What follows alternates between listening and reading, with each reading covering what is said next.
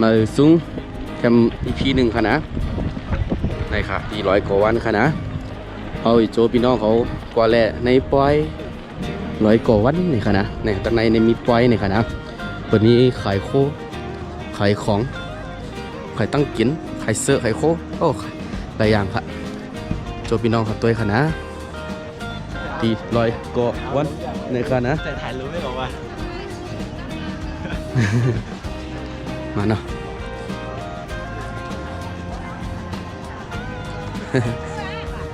โอ้แหลมปลากาไปแหละอ๋อนั่นนี่กังไว้ของมาหันกังไว้ของมาจ้ะในค่ะลูกอันนี้เป็นใครใครลูกเอาเป็นไทยอ่ะตอนเจ้าเป็นภาพไทยเลยชื่อนี่เนาะ กระบวนพิมพ์ออกมาทำได้แล้ว ไอ้คณะ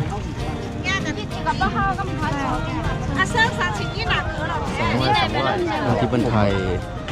ไก่ฮับไทยค่ะนะฮับไทยฮับล่างปันนี่ค่ะรูปได้200นี่วะนะมันใส่กรอบปันกำเร็วค่ะนะมาครับ ผมใช้เล็กก็ไม่ได้ ก็ช่วยเล็กนะส่วนตัวช่วยเล็กกันนะมาที่เลยก่อวันนี้มันติมีอย่างพ้องมันติมีเหมือนไฟกุฏิ5นี่มีค่าสวยกันนะ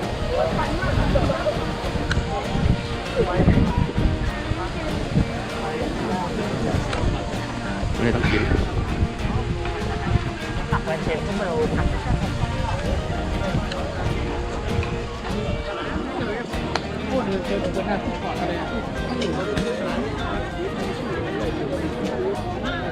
ครับ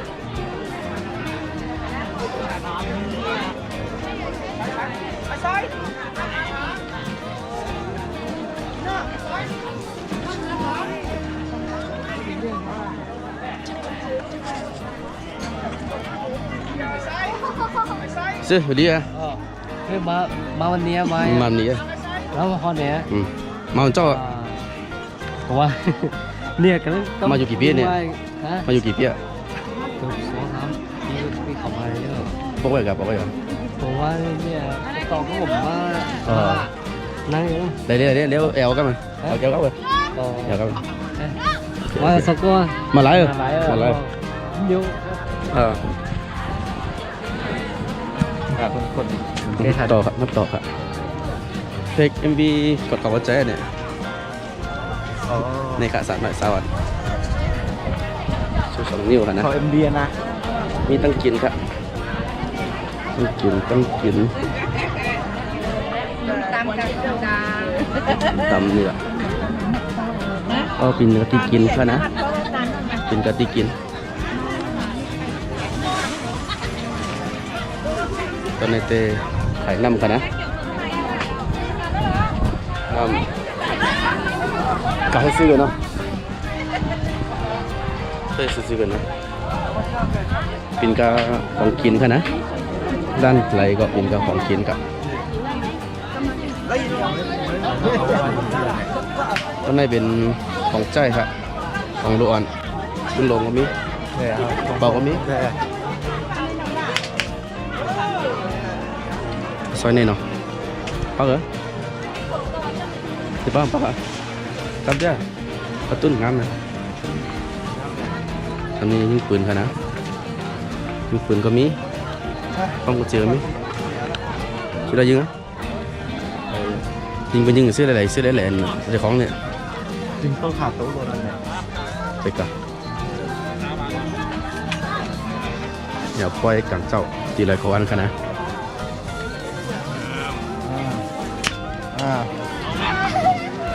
ชื่อนี่350ได้ชื่อจะได้กระตุ้นมาเนี่ย15 ตัวครับตก15 ตัวได้เลยตก15 ตัวเลยได้เลยบาบอแตก15 ตัวได้กะได้กะมดไปเป็น100ตัวละใช่อะ3 ตัว3 ช่องนะ2 คนได้อีกอะครับ3 กี่คนก็ได้ประจำพัดผมครับมันจะล้มกันเนอะ พี่รับเอาล้มมาได้ครับล้มเนาะพวกเอาของด้วยกันน่ะอ๋อหายที่นั่นนี่โซดอะไรนั่นนี่เยอะนะมันเคยวิจัยหรอ เอาแต่ที่ช่องว่างเนี่ยที่ว่างๆแล้วกันเนี่ย 3성 à เรือ32นี่ sao bà ra 50เนาะตัวจะหลงเอาคนน้ำซุปไหมอีก็ได้อะมันจะโดนอะไรกันเนี่ยวะ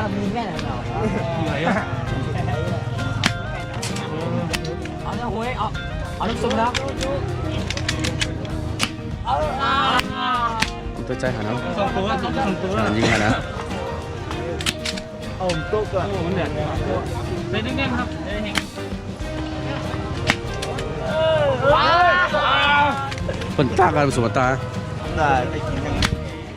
ทำเลย เอาได้ชิบาตูเงิน ชาตัวไม่เอายิงหวยน้องเจ๋อหมอเนี่ยเจ้าเขาเนี่ยเดี๋ยวเอายิงเนี่ย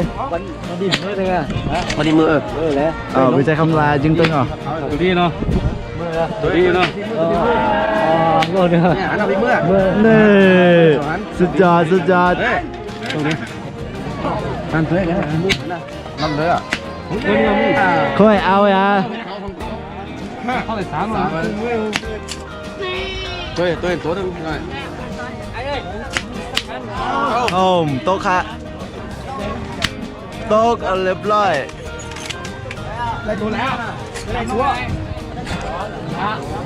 ขอตัวนี้ตัวหนึ่งน้องเนี่ยตื่นตัวเลยตัวกับมึงคนนี้ฮะ มาดูแข่งเด้อ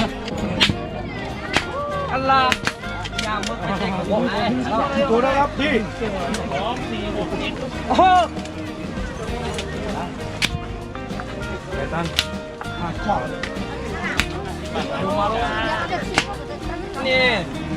ที่บาดใจเนาะตาเดียวเขาเลี้ยงมา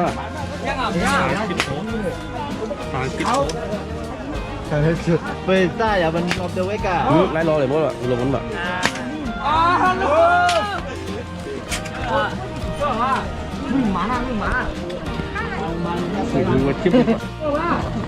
มาค่ะโชว์ตัวที่ใหม่ครับในนาฬิกา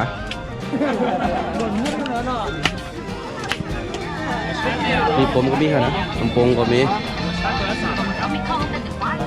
ลำโพงของกินนี่ก็ของกินค่ะครับผม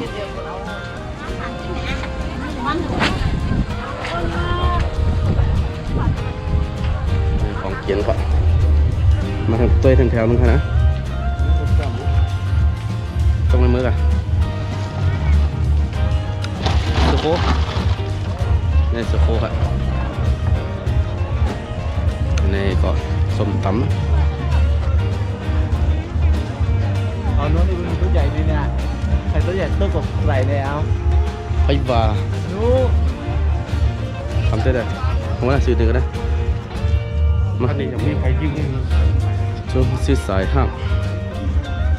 เป็นชายหาดนะชายหางส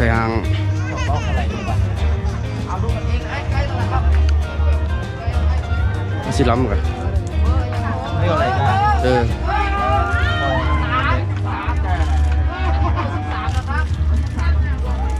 เอาซ้อนนะ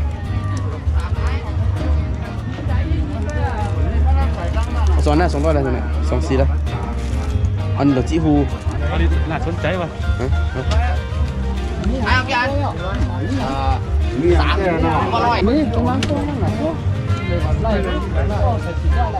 มันเลยจืดเนี่ย เอ้ยปักกระเดกเฮ้ย เพราะมันปั่นนะ มันนักได้เหรอพี่ เพราะมันปั่นย่างเนี่ยก็เลยนั่นเนาะ 2 อันกับไอ้ ก็เสียกึ่งที่นั่นชื่อนั่น ได้ไอ้พวกนี้สีเขียวด้วยกันไอ้ขอบคุณมากครับ ในการคิดกันนะคิดนาฬิกาอย่างไรนะแต่ข้อหนึ่งอะไรมั้งนะแล้วบอกว่าเป็นของมันดุงข้ามหมอ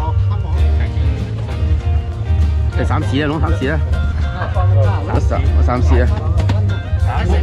3 สี โอ้สีชมพูเนาะ ไอ้เบา ปาด สามนี่เป็นยัง นี่ภาษาไทยไหน ปาดได้อีกได้อยู่ได้นี่ ไอ้หมดยังครับ คุณนั่น หมดแล้วขอคนหมุนคนเดียวไอ้ไปเลยครับ ไอ้มุนนะ ใครก็ได้ มุนเลย ใครก็ได้ครับไอ้ มาลุ้นกันครับ เฮ้ย โอ้ย เอาละอย่างนี้แหละแฟร์ไอ้เลยมันจี้สีไหนสีนั้นนับรางวัลเนอร์ใครมาถูกห้ามจับนะครับผมคนที่ถูกจับได้เลยไอ้ถ้าได้โทรศัพท์แกดูได้เลยนะครับแต่ถ้าแกไปแล้วขายขึ้นมาได้เนอะขายขึ้นมาได้นะครับ ดิ่มดีกันแล้วเนาะ แต่เอาก่อนไอ้จะเอาโทรศัพท์ก็ได้แล้วแต่ไอ้นะครับมาเอาขายขึ้นหมดเลย เอามาเบอร์3 6เบอร์ มันจะได้แบบมีปัญหาภายหลังไอ้ดูไปสอนนะครับผม รุ่นเบอร์สี่หรอ สีแดงไอ้ อันนี้ก็แล้วทำรอบนึงไป เบอร์3มาอีกโอ้มาอีกนึง เบอร์สาม ขอเบอร์3ฟังเขา เบอร์สามมามีนะครับ ก็เบอร์ใหญ่ภาษาอันนี้เนาะ3 4อ่ะ ไอ้พูดเนี่ย ไปสามคัตเตอร์เปิดเลยเล็กเอาเลยพูด ไอ้เลื่อนมาตรงนี้เลื่อนมาไอโฟน ใส่ตรงไหนก็ ถ้าไอ้ได้ถ้าไอ้วางตรงนี้ตะกี้เนาะมาเลื่อนหน่อยได้ตรงนี้ครับ ตรงนี้ อ๋อ ถ้าขึ้นตรงๆอะไร ไอพล แม่น อ๋อ ลองเท่าไหร่ ตัวใดนี่ใครชื่อให้ชื่อนี่ชื่อ 53ลงนั้น ไอ้อากี่ห่วง 3,050แล้ว สีเขียว 6 อัน สีแดง ร้อยนะ เอาขายไป ห แล้ นู ว มีเนื้อหลวงอันตัวแรก รับตังค์ นะ ก่อน วงละ20 บาทอ่ะ6ห่วง100 6ห่วงเลย จัดไป100เอามาให้2อัน สองห่วงครับเดี๋ยวผมไล่สีเนอะไอ้เด้อ เอา6ห่วงเลย ไอ้ตัวไหนเนี่ย 100เลย สีเหลือง ร้อยหนึ่งครับ เดี๋ยวมา2อันนะ ได้กี่ ก้อน สี กันแต่ 3อัน 100ครับ ได้กี่สีไอ้เอาตัวไหนครับเนี่ย 100 ร้อยเนาะ 400 ก้อนอะไรยัง ชมพู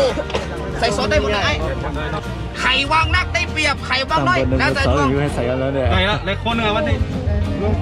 ดูออกเป็น1 2เลยสวยสุดอ่ะ สีหูไข่เนี่ยโอ้โหวางไก่สัตว์ไม่มี มาครับ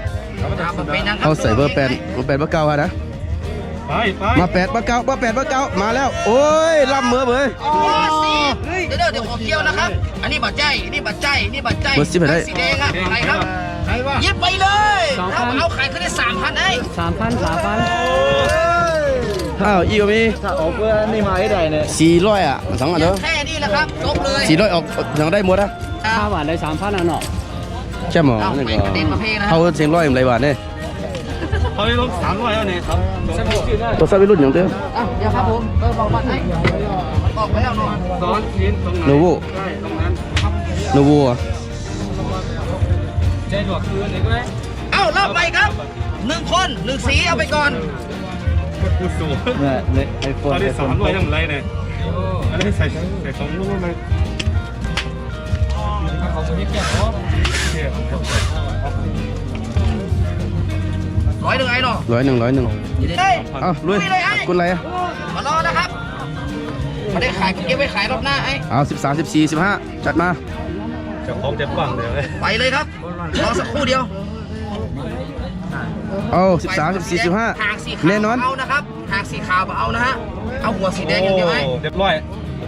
เรียบร้อยโอ้ มาทำอยู่แล้ว โอเคมึงเป็นอะไรดีโก้อะไรวะ ได้ปักอันเดียวได้อันเดียวไอ้นี่ครับรับไปเลย เมื่อวานเด็กขัดยาเนี่ยพุ่งมันไหลอันนี้ อันเดียวได้อันเดียวไอ้ จบเลย จบเลยชีวิตนะ จบเลย ขอบคุณ ร้อ มาย ก หนึ่ง ครับ จัดมาจะเอาไอโฟนวันนี้ เขาผมดูนะว่า อันเดียวนะพี่ เดี๋ยวไปแล้วปีนึงเลยแล้วกดซับอ่ะ ได้เปรียบไข่ว่างน้อยแล้วแต่ดวงไอ้